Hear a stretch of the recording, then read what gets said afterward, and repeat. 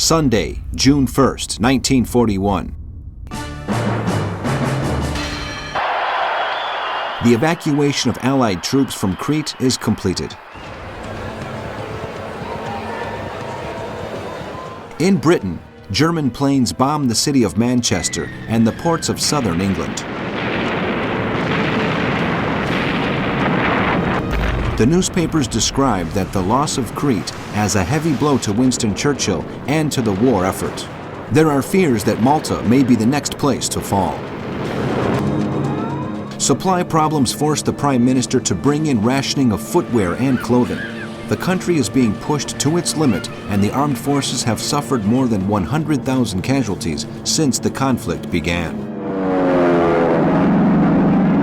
In the Sea War, following the sinking of the Bismarck, the German cruiser Prinz Eugen has managed to evade the British fleet and to reach the French harbor of Brest, where it will be repaired. In Germany, Hitler meets with members of the OKH.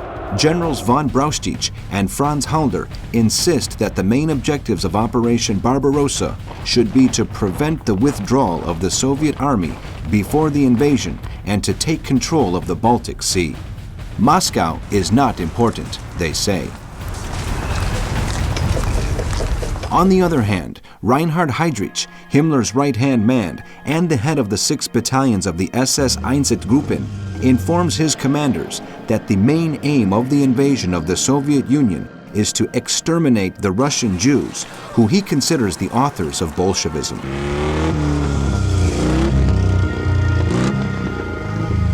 In the Middle East, in Iraq, Allied troops move into Baghdad.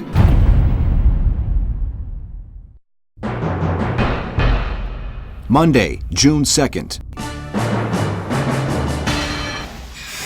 Hitler and Mussolini, accompanied by their foreign ministers, meet at the Brenner Pass on the border between Italy and Austria to discuss strategy and the situation created by Hesse's flight to Britain.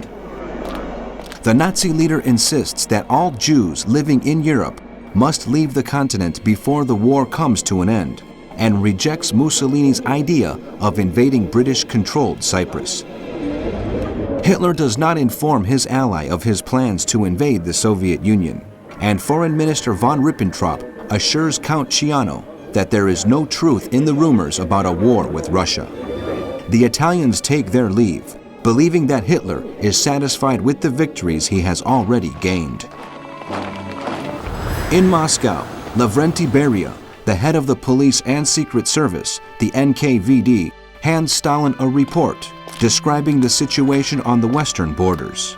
Beria believes that Hitler intends to intimidate Russia, but that any invasion will take place after the Germans have struck a deal with the British or when the latter have been defeated. In the Sea War, the British intelligence service decodes German Navy reports ciphered with the Hydra cryptogram. All the information gathered, codenamed Ultra, is handed over to Churchill. Thanks to this, the Royal Navy commanders have drawn up new defense plans for the convoys, which will be protected by escorts throughout their journeys across the North Atlantic. The Admiralty requests the Royal Canadian Navy to carry out this task. U-147 is sunk by the destroyer HMS Wanderer and by the corvette Periwinkle.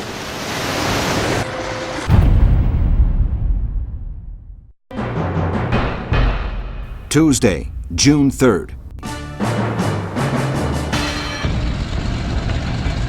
The 3rd Toppenkopf Division of the Waffen-SS leaves Bordeaux for the Marienwerder in Prussia, in preparation for the invasion of the Soviet Union. The Nazi leader has ordered the subjugation of the Slavs and the extermination of as many Jews and Bolsheviks as possible. The best solution is to shoot anyone that looks at us with mistrust, he says.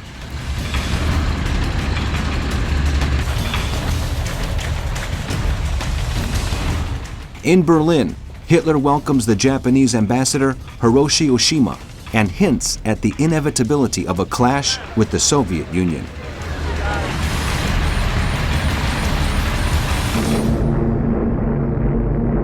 In the Battle of Britain, Luftwaffe aircraft attack the city of Birmingham while RAF planes penetrate German airspace and bomb several ships sailing through the Kiel Canal, as well as the cities of Dusseldorf and Berlin and the industrial area of the Ruhr.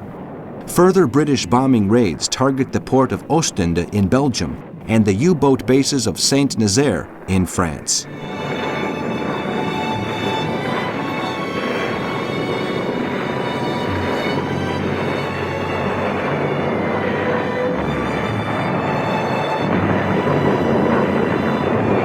In the Middle East, in Iraq, Allied troops engage in heavy fighting with the followers of Rashid Ali Galani in the city of Mosul.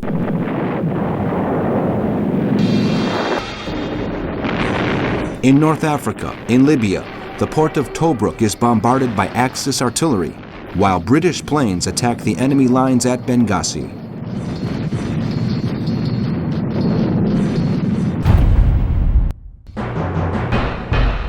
Wednesday, June 4th. William II, the last Kaiser of Germany, dies at the age of 82 in the castle of Doorn in the Netherlands.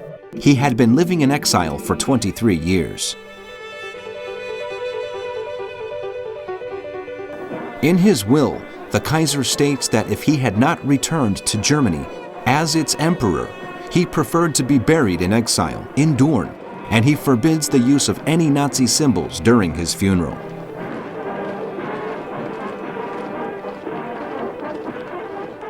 Hitler, after hearing of the death of William II, decides to send a wreath with a swastika and orders that no military personnel are to attend the funeral.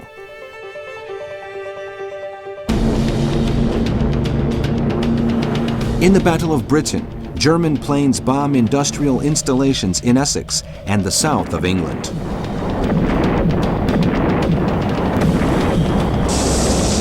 In the United States, the American ambassador to Britain, John Winant, meets President Roosevelt and passes on a message from Churchill requesting more help.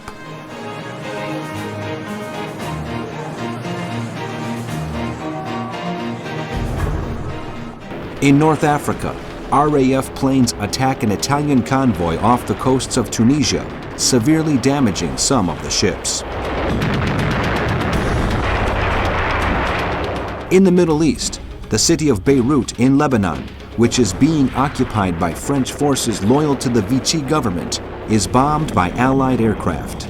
In Iraq, British troops occupy Mosul, and in Baghdad, fighting continues against the supporters of Rashid Ali.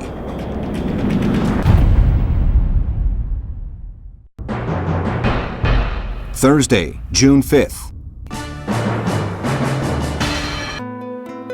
Winston Churchill speaks with President Roosevelt on the telephone and appeals for more help as Britain is in a desperate situation.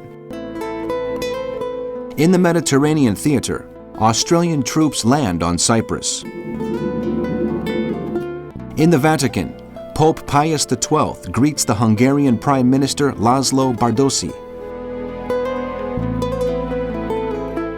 Portuguese troops reinforce the bases on the Azores Islands in the Atlantic Ocean.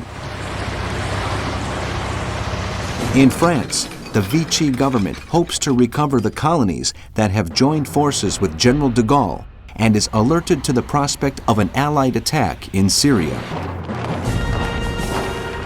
The American Secretary of State, Cordell Hull, a passionate defender of Allied unity against the dictatorships, declares that the United States government is deeply concerned about the situation in Europe. He says that both he and the President have warned the Vichy French government that they will continue to aid Britain to defend itself against Nazi aggression. And he affirms that the collaboration with Germany of Marshal Pétain's government is seen as hostile to the United States.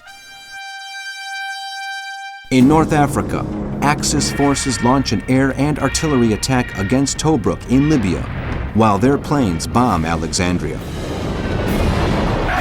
In the Far East, in China, south of Shanxi, in the Yellow River Valley, the troops of Chiang Kai-shek suffer a severe defeat at the hands of the Japanese. In Chongqing, more than 4,000 civilians die in a tunnel where they had taken shelter to escape the bombing of Japanese planes.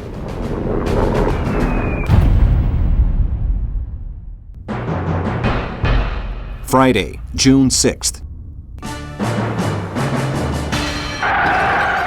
In Berlin, Hitler orders General von Brauchitsch, chief of the OKH, the high command of the army, to issue a memorandum reminding his officers that once the invasion of the Soviet Union begins, all Red Army political commissars must be shot immediately.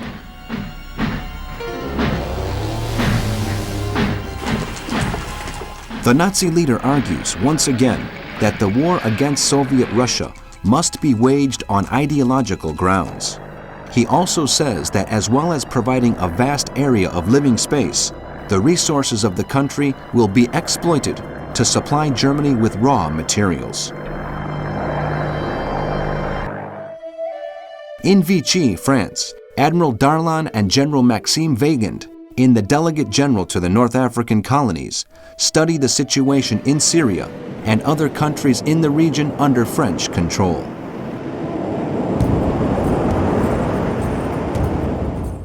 In Britain, the Admiralty announces the loss of the submarine Undaunted.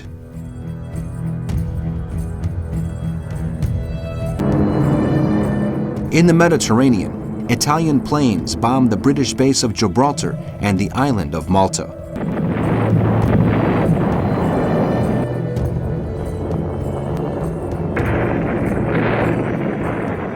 In North Africa, in Libya, the artillery exchanges continue at Tobruk.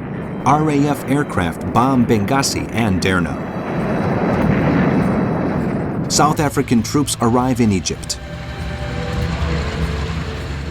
In the war at sea, German planes sink 3 Allied merchant ships off the east coast of Scotland.